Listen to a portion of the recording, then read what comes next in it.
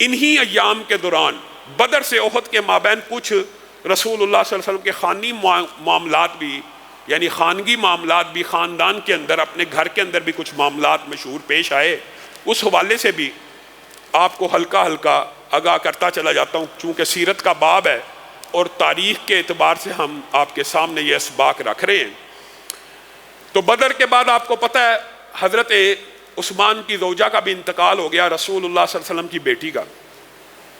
اور بدر ہی کے زخموں سے حضرت حفصہ کے جو حامن تھے حذافہ بن سہمی، حنیس بن حذافہ سہمی، وہ بھی بدر کے زخموں سے شہید ہو گئے. حضرت حفصہ کن کی بیٹی تھی؟ حضرت عمر کی. یہاں پہ حضرت عثمان کی بیوی کا انتقال ہوا، یہاں پہ حضرت حفصہ کے حامن کا انتقال ہوا.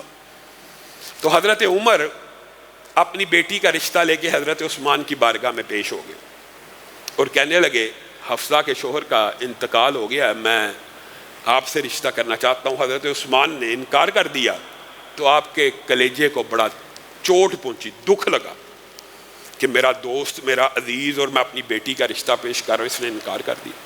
حضرت ابو بکر کے پاس چلے گئے اور کہنے لگے میں اپنی بیٹی کا رشتہ پیش کرتا ہوں. حضرت ابو بکر بھی خاموش ہو گئے. تو حضرت عمر کے دل کو بڑا دکھ لگائی. حضرت عمر نے بعد میں خود بھی بیان کیا کہ میں بڑا رنجیدہ اور افسردہ ہو گیا کہ عثمان کو رشتہ دیا، اس نے بھی انکار کر دیا، ابو بکر کو رشتہ دیا، اس نے بھی انکار کر دیا. کچھ عرصے کے بعد رسول اللہ صلی اللہ علیہ وسلم نے رشتہ خود بھیجا تو میں خوشی خوشی آپ کے پاس اپنی بیٹی کا رشتہ لے کر گیا اور قبول کیا. تو حضرت ابو بکر مسکرانا شروع ہو گئے. کہا عمر میرے سے ناراض تھا نا؟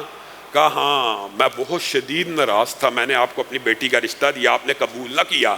تو حضرت ابو بکر نے کہا اللہ کی قسم، ہم نے رسول اللہ صلی اللہ علیہ وسلم سے حفصہ کے بارے میں کلام سنا تھا اور ہمیں معلوم ہو گیا تھا کہ حفصہ کے خاوند کی وفات کے بعد رسول اللہ کا ارادہ ہے آپ کی بیٹی سے نکاح کرنے کا، اس لیے ہم خاموش رہے تھے، ورنہ ہم آپ کی بیٹی کو اپنے نکاح میں لے لیتے. تو حضرت عمر کا کلیجہ ٹھنڈا ہوا کہ رسول اللہ صلی اللہ علیہ وسلم نے حضرت حفصہ کے ساتھ نکاح خود پیش کیا اور ان کے ساتھ شادی کر لی. بات آئی ہے ضمنی طور پہ تو ماں حفصہ کی طبیعت میں کچھ تیزی موجود تھی، اور یہ تیزی اتنے عظیم اور جلیل القدر باپ کی بیٹی، ان کا غصہ مشہور ہے، شاید اپنے باپ کی وجہ سے ان کی طبیعت میں یہ تیزی موجود تھی. حضرت عمر ایک مرتبہ اپنی بیوی کو ڈانٹ رہے تھے اور حضرت عمر کی بیوی نے کہا کہ میں آپ کو یہ مشورہ دیتی ہوں. حضرت عمر سیدھا ہو گئے، تو مشورہ دیتی ہے؟ عورتوں سے مشورہ کون لیتا ہے؟ عورتوں سے میں مشورہ کروں گا؟ تو وہ کہنے لگی جا نبی کے گھر ذرا دیکھ کے آ کہ نبی کس طرح حفصہ سے مشورہ کرتے ہیں اور حفصہ کس طرح نبی کے آگے بولتی ہیں. تو دوڑتے ہوئے حفصہ کو ڈانٹنے چلے گئے. حفصہ مجھے خبر ملی ہے تو نبی کے آگے بولتی ہے، تو نبی کو آگے سے مشورے دیتی ہے، تو نبی کی رائے کے اوپر اپنی رائے پیش کرتی ہے، ڈر جا. اپنی بیٹی کو ڈانٹنا شروع ہو گیا، اپنی بیٹی کو، اور کہا ڈر جا اور ابو بکر کی بیٹی کا کبھی مقابلہ نہ کری. ابو بکر مجھ سے افضل ہے، اس کی بیٹی تجھ سے افضل ہے.